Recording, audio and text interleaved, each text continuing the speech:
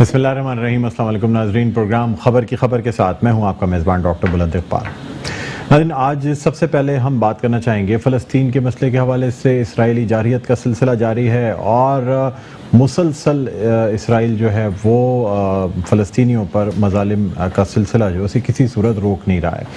اس حوالے سے امریکہ کے سربراہ کی بھی بات چیت ہو رہی ہے، لیکن پھر بھی اسرائیل کسی صورت یہ بات ماننے کے لیے تیار نہیں ہے کہ حملوں میں کمی کی جائے یا مظالم میں کمی کی جائے۔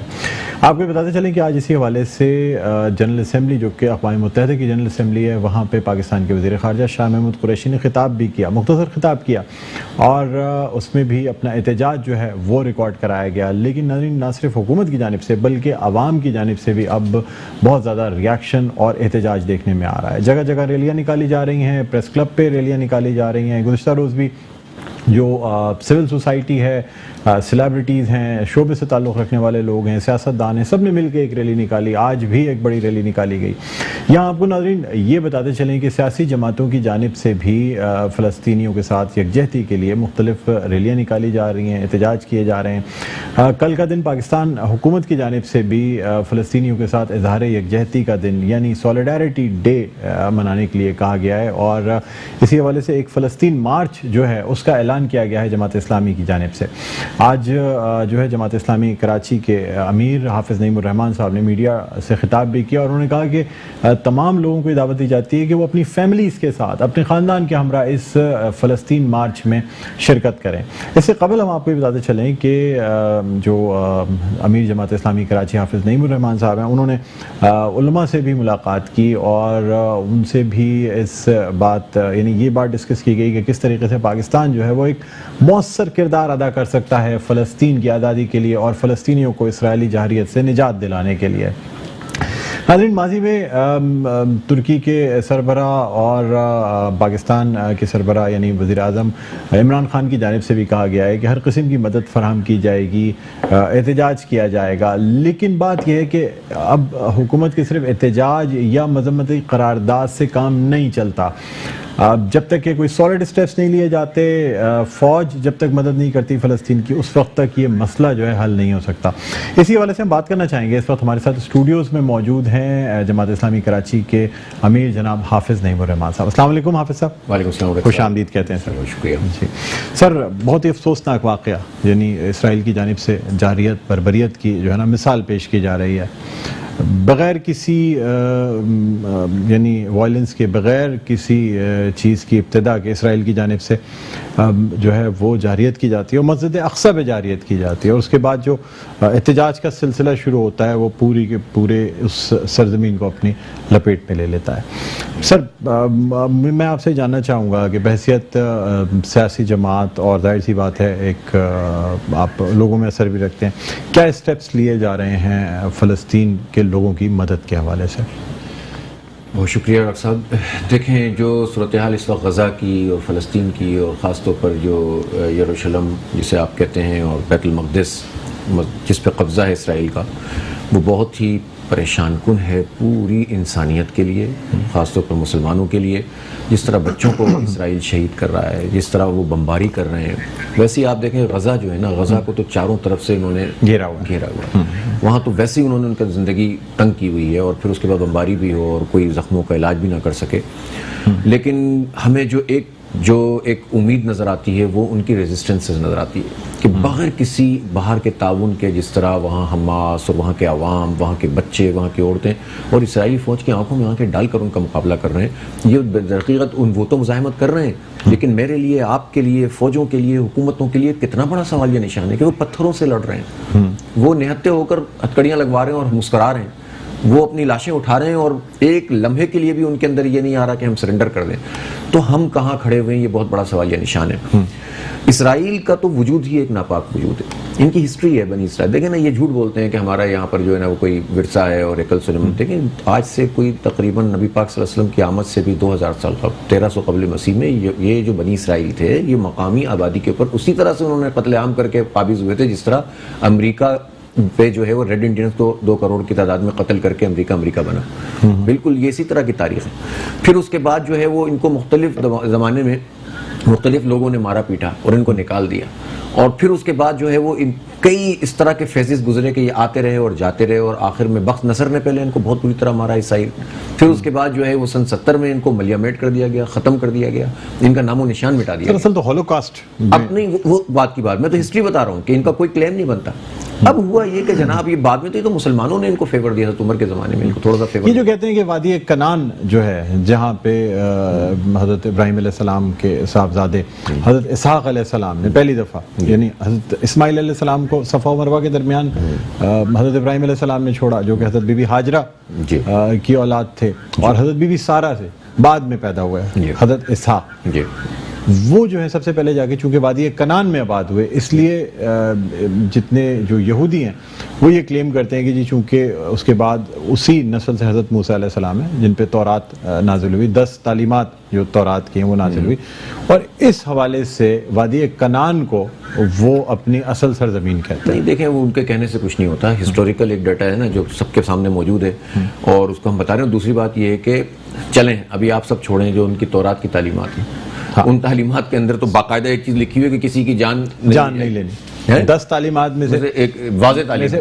2 تعلیمات اس میں صرف لکھا ہوا ہے کہ کسی کو نقصان نہیں پہنچانا، کسی کی جان نہیں لینی ہے۔ تو اب آپ تو آ کے قبضہ اس طرح سے کر رہے ہیں کہ مار رہے ہیں۔ پھر چلیں آپ وہ ہسٹری کو چھوڑیے، ابھی جو انہوں نے کیا تازہ، ابھی تو کہیں بھی نہیں تھے نا، یہ کہیں بھی نہیں تھے، اور انہوں نے 1897 میں زیونسٹ موومنٹ شروع کی، ٹھیک ہے۔ اس زیونسٹ موومنٹ کے تحت انہوں نے اصل میں جو کام کیا وہ برطانیہ نے کیا، اور انگریز کی اوپر جو ہے نا یہ کلنک کا ٹیکہ ہمیشہ سے موجود، قیامت تک موجود رہے گا۔ ایک طرف وہ عربوں کو ترکوں سے لڑا رہے تھے اور ان کو تحریری ضمانت دے رہے تھے کہ تمہاری ریاستیں بنا دیں گے، اور دوسری طرف تحریری طور پر اعلان بالفر کے ذریعے جو ان کا لارڈ بالفر تھا وزیر خارجہ، اس نے ڈکلیئر کر دیا کہ ہم ان کی قومی ریاست کی جو ہے نا وہ منظوری دیتے ہیں، ہم ان کی سپورٹ کرتے ہیں، اور پھر بالآخر ان کی جو ہے نا اس ریاست کو، اور پھر وہاں پر جو تناسب تھا، یعنی 80% وہاں مسلمان تھے، 81% اس وقت، اور یہ 1922 کی بات ہے، اور 10% صرف یہودی بلکہ عیسائی تھے، اور 9% خلافت عثمانیہ کے زوال کے بعد ہی ساری چیزیں شروع ہوئی نا۔ اس دوران میں انہوں نے یروشلم کو 2 دفعہ فتح کیا گیا، ایک دفعہ حضرت عمر فاروق نے فتح کیا اور سلطان صلاح الدین ایوبی، وہ تو عیسائیوں سے معاملہ تھا، یہودی کہاں سے آگے بیچ میں؟ یہودیوں کو تو ہمیشہ عیسائیوں نے بہت مارا، مسلمانوں نے ان کو پناہ دی۔ یہ رومن کیتھولکس جو تھے، جو ان کا جھگڑا اصل یہودیوں، رومنوں نے مارا ان کو بہت بری طرح مارا، اتنے بری طرح مارا کہ ان کے نشان مٹا دیے تھے۔ یہ مسلمانوں نے ہمیشہ ان کے اوپر احسان کیا، انہوں نے احسان فراموشی کی۔ اب عیسائی اور یہودی حلیف کیسے ہو گئے ہیں سر؟ نہیں وہ دیکھیں آپ سر، میں آپ سے سوال یہ کرنا چاہتا ہوں، امریکہ کو آپ سر پروٹیسٹنٹس مانتے ہیں یا دراصل یہ زائونسٹ ہیں؟ اصل میں سامراجی ایجنڈا ہے امریکہ کا، بنیادی طور پر آپ اس بات کو سمجھیں۔ دیکھیں ویسے تو یہودیوں میں جو آرتھوڈاکس یہودی ہیں وہ تو اس وقت بھی احتجاج کر رہے ہیں ان زیونزم کے خلاف، اس کے خلاف کر رہے ہیں نا۔ ان کے اندر بھی 3 طریقے کے ان کے فرقے ہیں، ایک جو کہ بالکل وہی جو 10 تعلیمات حضرت موسیٰ علیہ السلام کی تھی ان کو مانتے ہیں، جن کو آرتھوڈاکس جوز کہتے ہیں، پھر ایک آپ کے زائونسٹ ہیں، اور ایک وہ جو بیچ میں جو اس سے قانونی اصلاحات نکالی گئی۔ ان کا ایک عقیدہ ہے نا کہ مسیح، ہمارے یہاں تو مسیح علیہ السلام کا ہے نا کہ وہ آئیں گے لیکن نبی پاک صلی اللہ علیہ وسلم کے امتی بن کر آئیں گے۔ عیسائیوں کا بھی عقیدہ ہے کہ وہ آئیں گے۔ ان کا عقیدہ مسیح علیہ السلام کا نہیں ہے، مسیح الدجال کا ہے نا، یہ دجال کی آمد کا انتظار کر رہے ہیں۔ بہرحال اس تفصیل میں جائے بغیر کہ کون کیا کر رہا ہے، یہ کہتے ہیں زیونسٹ کہ بھائی وہ تو جب آئیں گے ابھی ہمیں جو ہے نا قبضہ کرنا ہے، اور اس لیے انہوں نے یہ زیونسٹ موومنٹ شروع کی ہے، اور اس کے نتیجے میں انہوں نے وہاں پر قبضہ کیا ہے۔ ان کو سپورٹ فراہم کی برطانیہ نے، اور ان کو سپورٹ فراہم کی امریکہ نے۔ امریکہ کا اپنا سامراجی ایجنڈا ہے، ان کا تعلق جو ہے وہ عیسائیت اور اس سے ہوگا کسی درجے میں، بیک آف مائنڈ کے اندر تو صلیبی جنگیں ہوتی ہیں نا، سلپ آف ٹنگ ہو جاتا ہے جب 9/11 ہوتا ہے، وہ ہے ان کے اندر، لیکن جو ان کا اصل ایجنڈا ہے وہ سامنے۔ لیکن امریکہ کا وجود 2 کروڑ ریڈ انڈین کی لاشوں پر بنا ہے، ایک ٹیررسٹ ریاست ہے، وہ ریاست ہے جس نے ہیروشیما ناگاساکی پہ بمباری کی ہے، وہ ریاست ہے جس نے ویتنام پہ لشکر کشی کی، وہ ریاست جس نے عراق میں جھوٹ بول کر 14-15 لاکھ لوگوں کو مار دیا، افغانستان پورے کو تورا بورا بنا دیا۔ وہ ریاست کس بنیاد کے اوپر جو ہے کھڑی ہوئی ہے؟ جھوٹ پر، دھوکے پر، ٹیررزم پہ کھڑی ہوئی ہے۔ وہ ٹیررسٹ ریاست سب سے زیادہ جس کو سپورٹ کر رہی ہے وہ اسرائیل ہے۔ آپ دیکھیں بچے مر رہے تھے، میڈیا ہاؤسز پہ حملہ ہوا، اور جو بائیڈن کیا کہہ رہا تھا، اور ان کا وزیر خارجہ جو ہے وہ سیکرٹری، اور وہ کیا کر رہے تھے، اور وہ کہہ رہے تھے کہ ہم حماس راکٹ کیوں مار رہے ہیں۔ سر یونائیٹڈ نیشن سیکیورٹی کونسل میں جس ایک ملک نے جارحیت کو روکنے کے خلاف ووٹ دیا ہے وہ امریکہ تھا۔ تو امریکہ نے تو امریکہ زیر اثر ہے اسرائیل کے، یا آپ یہ سمجھ لیں کہ ایک امریکہ کا بی پارٹ جو ہے نا وہ اسرائیل کا؟ دیکھیں امریکہ کی جو ان کا مائنڈ سیٹ ہے نا وہ ہے غلبے کا اور دنیا کے اوپر اقتدار کا، ٹھیک ہے۔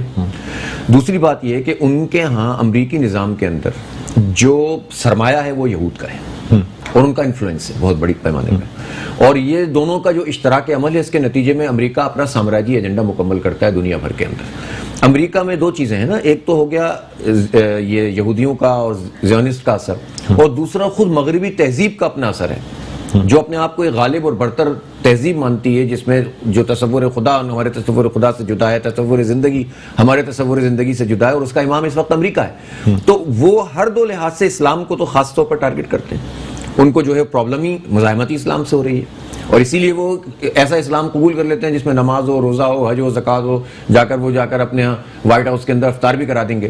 لیکن پولیٹیکل اسلام جو اپنے آپ کو منوائے، جو ریزسٹنس کرے، جو انسان کے حقوق کی بات کرے، جو اپنے آپ کو حکومت میں لانے کی بات کرے، جو ان کی آنکھوں میں آنکھیں ڈال کر جو تہذیب کے مقابلے میں تہذیب پیش کرے، ثقافت کے مقابلے میں ثقافت پیش کرے، سیاست کے مقابلے میں سیاست، اور معاشی نظام کے مقابلے میں معاشی نظام پیش کرے، یہ انہیں قبول نہیں ہوتا۔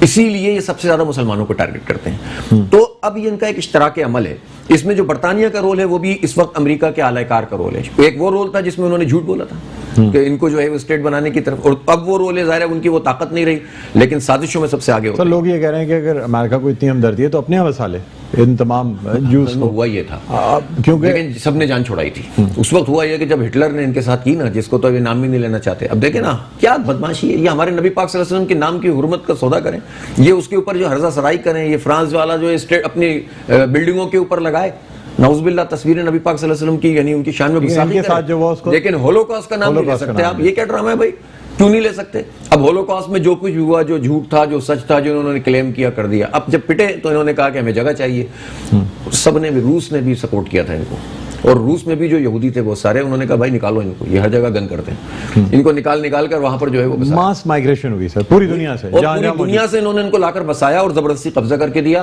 اور آپ یہ دیکھیں کہ انہوں نے کس طرح سے اقوام متحدہ نے بھی، پہلے لیگ آف نیشن نے اور پھر اقوام متحدہ نے زیادتی کی، اور زیادتی یہ کی کہ انہوں نے جو اس وقت چلیں بڑا چڑھا کر انہوں نے، جب انہوں نے تقریباً 27% یا 30% یہودی ہو گئے تھے تو ان کو 67% زمینیں دینی، ٹھیک ہے، اور جو ہے وہ جو مسلمان تھے ان کی چیز کو محدود کیا، اور اس کے بعد بھی جو جنگیں ہوئیں ان کو مزید سپورٹ فراہم کیا۔ سوال یہ پیدا ہوتا ہے کہ فلسطین کی زمین خریدنے کی اجازت کیسے دی گئی؟ پہلے تو اجازت ہی نہیں تھی نا کہ فلسطین کی زمین یہودی خرید سکیں۔ جی ہاں، اور دیکھیں قراردادیں اقوام متحدہ کی کوئی ایک نہیں، 27 قراردادیں ہیں، ان قراردادوں پہ عمل درآمد کیوں نہیں ہوتا؟ اچھا چلیں، وہ اوسلو معاہدہ، وہ کیمپ ڈیوڈ، جس پر دنیا میں بہت بڑے پیمانے پر اختلاف بھی پایا جاتا تھا، اور پی ایل او نے تو بہت دب کے ہی معاہدہ کیا تھا یاسر عرفات نے اس زمانے میں، لیکن امریکہ نے سپورٹ کیا اسرائیل کو، اور اسرائیل نے آج تک اس معاہدے کی بھی، لیکن اس معاہدے کی بھی تو اس وقت کھلی خلاف ورزی ہے۔ یہ کہا جا رہا ہے کہ جو کیمپ ڈیوڈ معاہدہ تھا اس کی کھلی خلاف ورزی کر رہے ہیں، اور اسرائیل کا دیکھیں سیدھا سیدھا ہے، ہمیں کوئی اس کو سمجھے نہ سمجھے، کوئی اس کو ڈائیورٹ کرنے کی کوشش، بعض ایک طبقہ ایسا بھی ہے مسلمانوں میں بھی جو کہتا ہے یار اس کو مذہبی معاملہ نہیں بناؤ، حالانکہ یہ بیوقوفی والا بات۔ سر اس پہ آپ سے مزید بات کریں گے، وہ خاص طور پہ جو اسلامی ممالک کا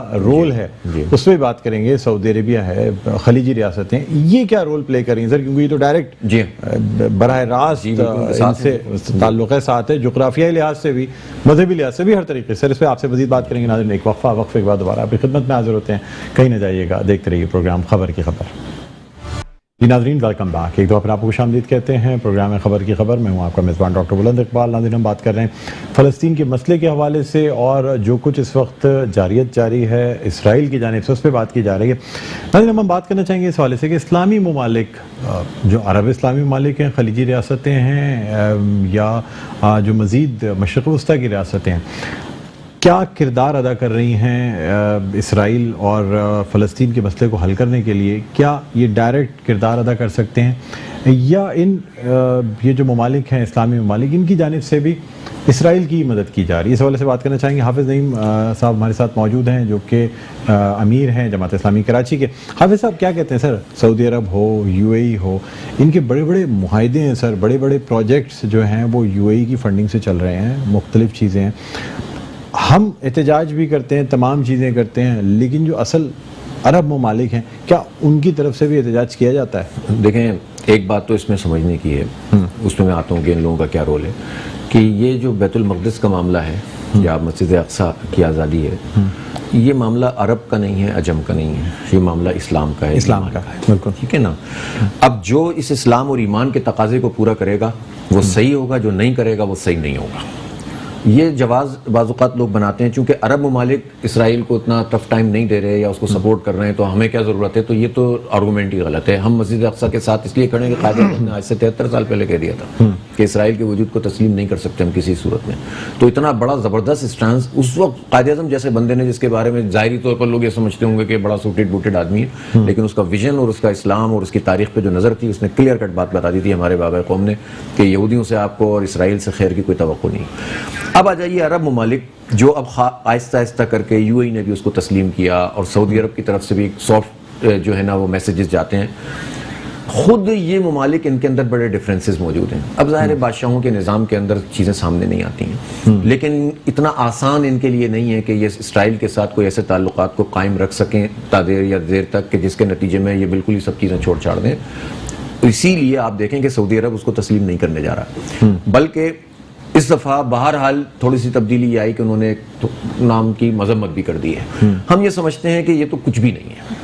تمام عرب ممالک کو, تمام اسلامی ملکوں کو پہلے اور پھر ظاہر اپنے حامی پیدا کیے جاتے ہیں دنیا میں انٹرنیشنل پولیٹکس میں, اسٹینڈ لینا چاہیے.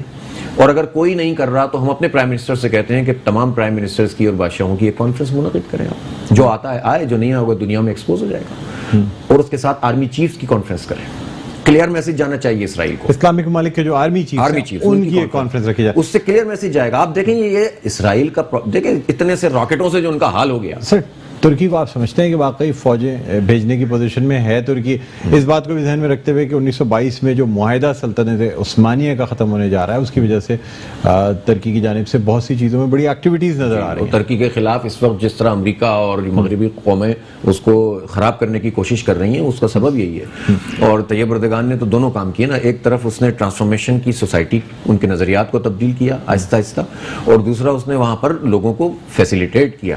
کوئی یہ نہیں کہہ سکتا کہ اردگان تو لوگوں کو ہگایا صوفیہ ماسک کا کھلنا, یہ تمام چیزیں ہونا, اب ظاہر ہے لوگ بہت ماڈرن ٹرکی سمجھ رہے تھے اس چیز سے.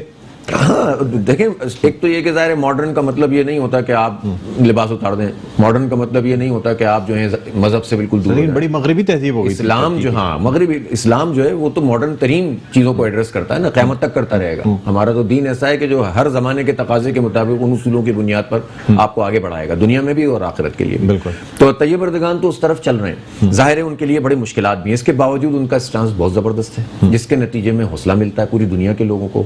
ہونا یہ چاہیے تھا کہ ملیشیا, ٹرکی اور پاکستان کا جو ایک اتحاد بن رہا تھا, اگر عمران خان صاحب کمزوری کا مظاہرہ نہیں کرتے اور ملیشیا چلے جاتے تو ٹھیک ہے, کچھ ناراضی ان کی ہوتی, لیکن یہ سمجھنا چاہیے پاکستان کو کہ سعودی عرب ہو یا امریکہ ہو یا چائنا ہو یا روس ہو, پاکستان کی جو جیو اسٹریٹجک پوزیشن ہے اور عالم اسلام میں اس کا اور اس کی فوجوں کی جو اہمیت ہے, اس کو کوئی آپ کو یہ دھمکی نہیں دے سکتا کہ آپ کی معیشت خراب کر دیں گے.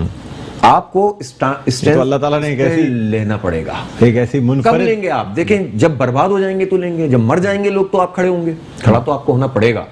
اور اگر آپ اور ہماری فوجیں اور ہماری حکومت یہ اسٹینڈ نہیں لے گی تو انٹرنلی پرابلم پیدا ہو جائیں گے. خود فوج میں کیا ہمارے فوجی افسر یہ نہیں چاہتے کہ جذبہ جہاد, شوق شہادت, ان کا تو جہاد فی سبیل اللہ اور ایمان تقوی جہاد فی سبیل اللہ ان کا موٹو ہے, کب تک ان کو روکا جائے گا؟ اس لیے وہ وقت آئے گا. اچھا ان باتوں کو لوگ کہتے ہیں یار یہ جذباتی باتیں, ارے بھائی جذبات اور ایمان کے نتیجے میں تو چیزیں آگے بڑھتی ہیں.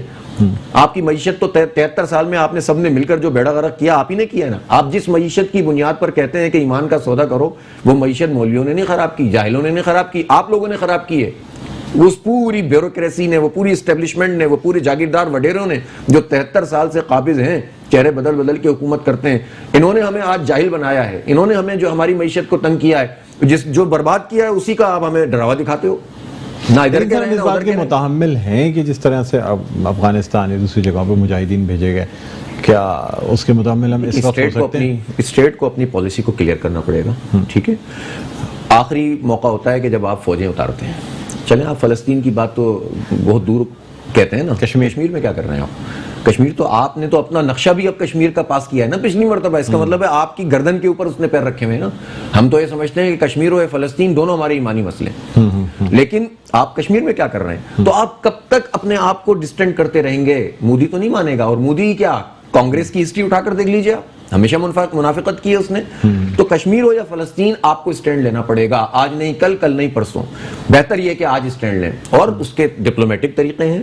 آپ جب آرمی چیفز کو بلائیے, 40 نہیں آئیں گے, اور حالانکہ 40 ملکوں کی فوجیں بھی موجود ہیں الحمدللہ, تلواروں کا رقص ہوتا ہے, ٹھیک ہے نا, لیکن آپ 40 نہیں آئیں گے, آپ 20 بلائیے, آپ 10 بلائیے, لیکن پریشر کم از کم کریٹ آپ پریشر کریٹ کیجئے. آپ بھائی جان, آپ جب اپنی طاقت کو منوائیں گے آپ کی معیشت بھی ٹھیک ہوگی. اچھا سر, یہ کمزور کا کوئی ساتھی نہیں ہوتا. فلسطین مارچ کا جو اعلان کیا گیا, اس کے حوالے سے میں چاہوں گا کہ آپ ناظرین کو بتائیں ہمارے پروگرام کے توسط سے کہ خاندان کے ساتھ اس میں آپ نے کہا کہ لوگ شرکت کریں, پرامن مارچ ہے. دیکھیں یہ جو ہے نا فلسطین مارچ, یہ سمجھ لیں جماعت اسلامی نے تو اس کو آرگنائز کیا ہے. میں سچی بات بتاؤں, اگر کوئی آ کر وہاں کہے گا نا آپ جماعت اسلامی کا نام ہٹا دیں, ہم ہٹا دیں گے.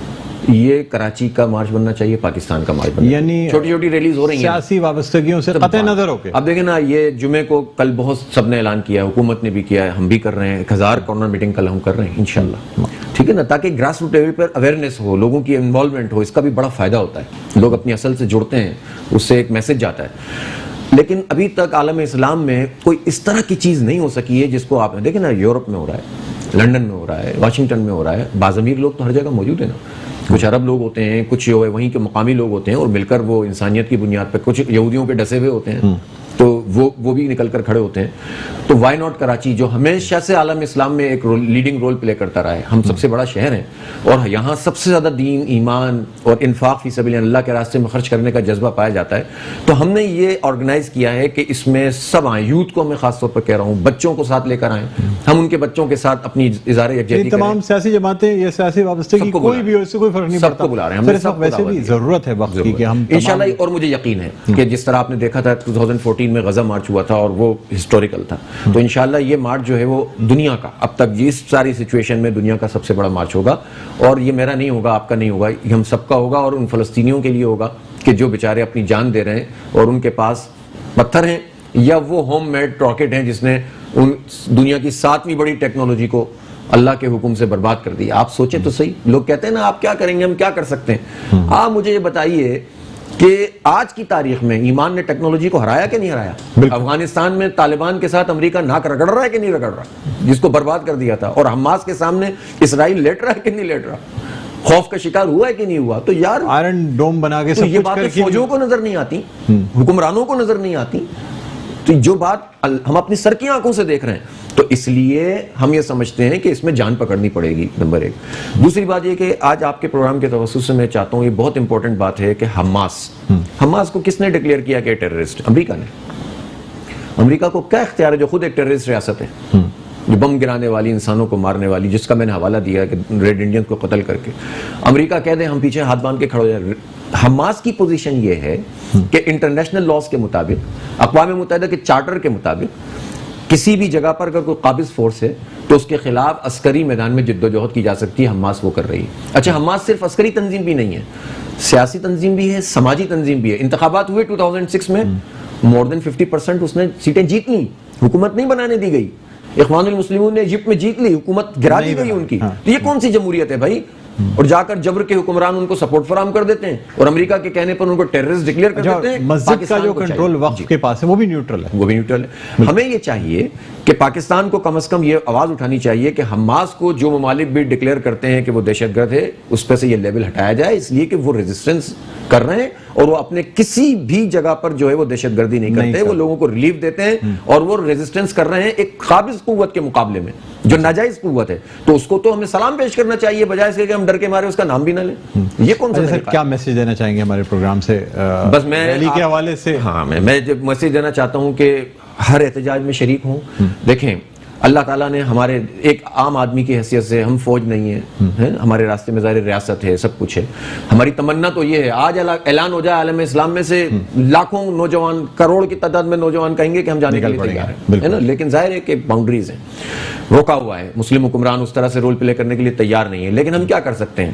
ہم سڑک پہ تو آ سکتے ہیں, ہم اتنا بڑا شو کر سکتے ہیں کہ جس سے ایک میسج چلا جائے. ہم لکھ سکتے ہیں, ہم پلے کارڈ بنا سکتے ہیں, اپنی طرف سے جو کچھ کر سکتے ہیں, اور فنڈ دے سکتے ہیں. ہم نے جماعت اسلامی نے فنڈ بھی قائم کیا, اور الحمدللہ لوگوں نے اس میں تعاون کیا ہے.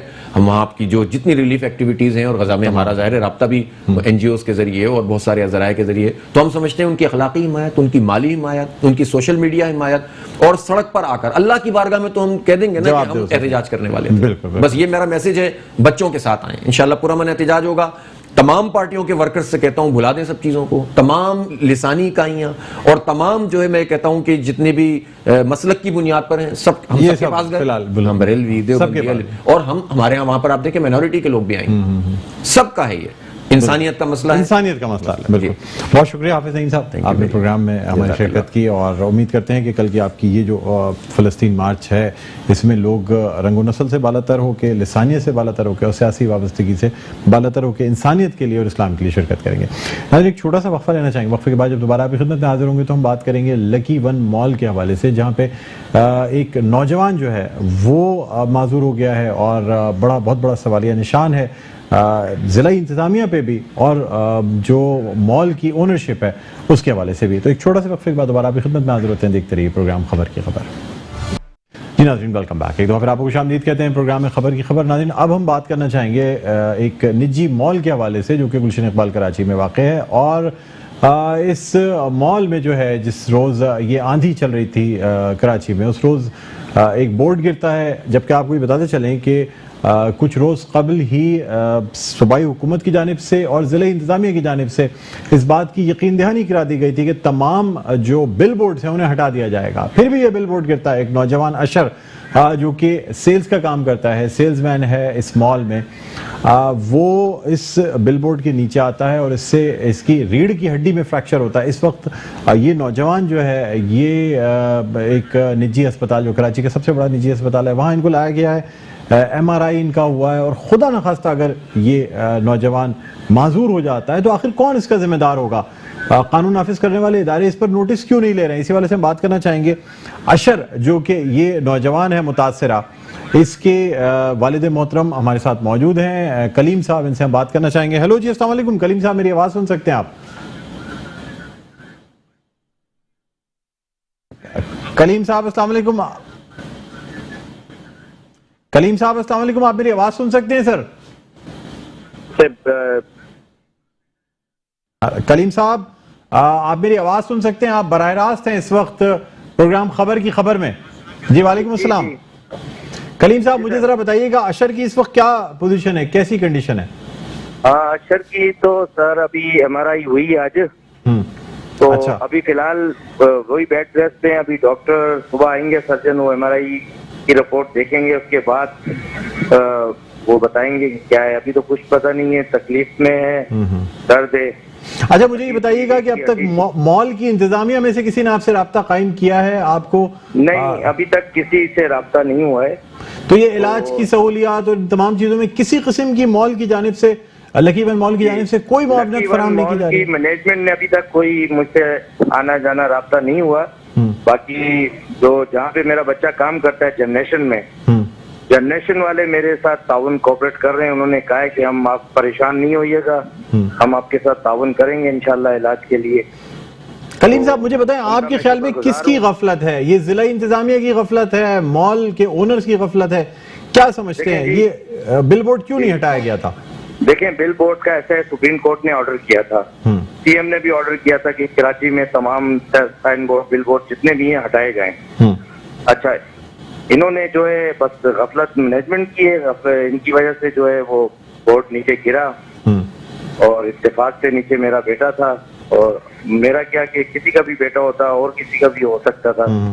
اور میں بھی اب پریشان ہوں بچے کے لیے. میرا بیٹا اس وقت معذور ہوا ہے جس حالت میں بالکل پڑا ہے، ابھی کچھ پتہ نہیں، 1 سال لگتا ہے، 2 سال لگتا ہے. سر ہسپتال انتظامیہ کیا کہہ رہی ہے کہ یہ ٹھیک ہو جائے گا، چلنے کے قابل ہو جائے گا؟ جی بس وہ تو تسلی ابھی دے رہے ہیں، کچھ کنفرم بتا نہیں رہے. ابھی حالت اس کی ویسے ہی ہے، بیڈ پہ پڑا ہوا ہے، 3 دن ہو گئے. اچھا سر مجھے یہ بتائیے کہ آپ اس حوالے سے قانونی چارہ جوئی کریں گے کورٹ میں؟ اب تک آپ گئے ہیں، آپ کا ارادہ ہے کورٹ میں؟ نہیں، میں ابھی کہیں بھی نہیں گیا. میں نے یہی کہا تھا آپ لوگوں کا، میں میڈیا کا شکر گزار ہوں کہ آپ لوگوں کی تھرو یہ کہ پیغام ان تک پہنچ جائے. میں چاہتا ہوں وہ مجھ سے بیٹھ کے بات کریں. میرا دیکھیں میں بھی غریب آدمی ہوں اور میرے سے آگے وہ ملیں تاکہ میں اس مسئلے کو، اگر وہ میرا مسئلہ حل کرتے ہیں، میرے ساتھ تعاون کرتے ہیں تو ٹھیک ہے، اگر نہیں کیا تو پھر کاروائی آگے سپریم کورٹ بھی جاؤں گا، پھر میں آگے کاروائی کروں گا اپنی. ابھی تک میں نے کوئی کاروائی کی نہیں ہے. ضلعی انتظامیہ کو بھی اس بات کا ذمہ دار ٹھہرائیں گے آپ، یا صرف مال کے خلاف جو ہے کاروائی کی جائے گی؟ جی بس ضلع انتظامیہ کو بھی چاہیے اس معاملے میں تھوڑی سختی کریں. دیکھیں یہ خطرناک چیزیں یہ نہیں ہونی چاہیے. یہ ٹھیک. حالات کا کچھ پتہ نہیں ہوتا, موسم کا, طوفان کا, تو یہ چیزوں پہ تھوڑی سختی ہونی چاہیے. تو ان سے بھی میری درخواست ہے کہ میرے بچے کے لیے خیال کیا جائے میرا, کہ میں ابھی اس وقت میرا بچہ بیڈ پہ ہے اور میں پریشان ہوں. میرا پورا گھر ڈسٹرب ہوا ہوا ہے, میں خود کام کاج سے نکل گیا ہوں, پریشان ہوں اپنے. اچھا, میڈیا پہ تمام چیزیں آنے کے بعد آپ سے اب تک مال کی انتظامیہ نے, مینجمنٹ نے, مال کے مالکان نے کوئی رابطہ نہیں کیا ہے؟ جی نہیں, ابھی تک کوئی رابطہ نہیں ہوا ہے ابھی.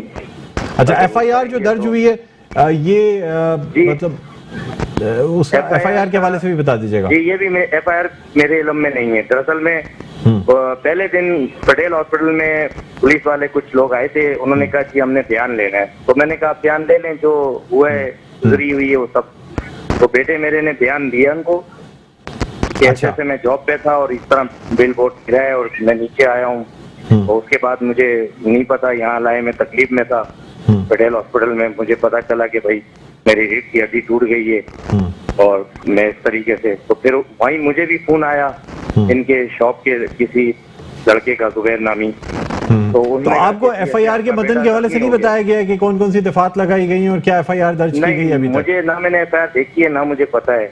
صرف بیان کے لیے انہوں نے کہا تھا تو بیان ہوا ہے. ایف آئی آر انہوں نے اگر خود کی ہے تو ان کو پتا ہوگا. میں نے ایف آئی آر وغیرہ بھی کچھ نہیں کی, نہ کوئی قانونی کارروائی کی ہے. ابھی تک آپ نے کوئی قانونی کارروائی نہیں کی ہے؟ جی ٹھیک. بس میں یہی چاہتا تھا کہ میرے بچے کے ساتھ انصاف کیا جائے, میرا خیال رکھا جائے کہ میں پریشان ہو گیا ہوں. یہ بچہ آپ کے گھر کا واحد کفیل تھا یعنی؟ جی واحد کفیل ہے, بڑا بیٹا میرا. یہ بڑا بیٹا ہے, واحد کفیل ہے آپ کے گھر کا؟ بیٹی کے بعد میرے 3 بچے ہیں, 2 بیٹے ہیں 1 بیٹی ہے.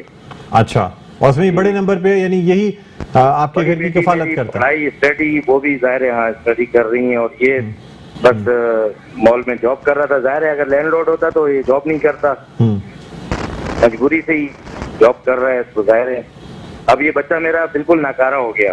مطلب سرکاری جابوں کے لیے میں نے اپلائی کیا تھا, فورسز میں, پولیس میں, سب میں. اب یہ سمجھ لیں پتہ نہیں کیا ہوگا. میں تو خود پریشان ہوں, اس کا مستقبل سارا خراب ہو گیا.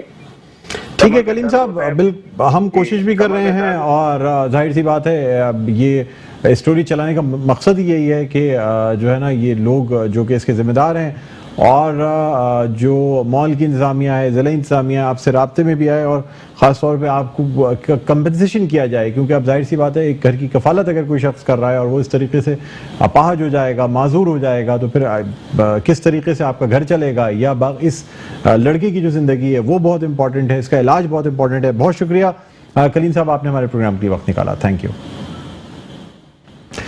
ناظرین, اب دیکھنا ہی ہوگا کہ کس طریقے سے ضلع انتظامیہ جو ہے نا وہ کیا کرتی ہے, کیونکہ جب سپریم کورٹ کی جانب سے حکم تھا, صوبائی حکومت کی جانب سے کہہ دیا گیا تھا کہ تمام بل بورڈ جو ہے ہٹا دینے ہیں, تو پھر یہ کیسے ممکن ہوا کہ اس مال کے اوپر یہ بل بورڈ لگا ہوا تھا جس کے گرنے کی وجہ سے, مبینہ غفلت کی وجہ سے یہ بچہ جو ہے یہ معذور ہوا.